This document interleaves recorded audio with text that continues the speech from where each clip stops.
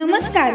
महाराष्ट्रातील विविध क्षेत्रातील बातम्या झटपट आपल्या मोबाईलवर पाहण्यासाठी लगेचच सबस्क्राइब करा राष्ट्रशक्ती लाईव्ह न्यूज आणि सोबत बेल आयकॉन प्रेस करायला विसरू नका. भारतीय जनता पार्टी युवा ओबीसी मोर्चाची बैठक झाली. वेगवेगळ्या आघाड्या असतात, सगळ्याच पक्षामध्ये असतात.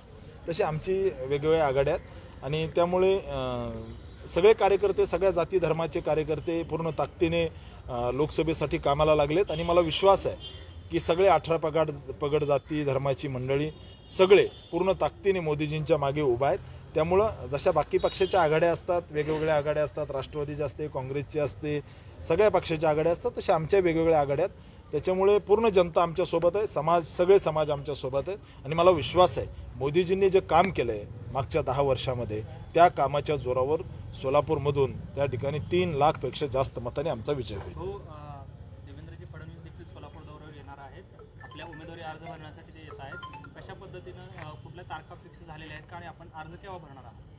येत्या 16 तारखेला भारतीय जनता पार्टीच्या हजारो कार्यकर्त्यांच्या उपस्थितीमध्ये या ठिकाणी आम्ही सोलापूर लोकसभा आणि माढा लोकसभा सोबत अर्ज भरू असे आता एकंदरीत आखणी आहे.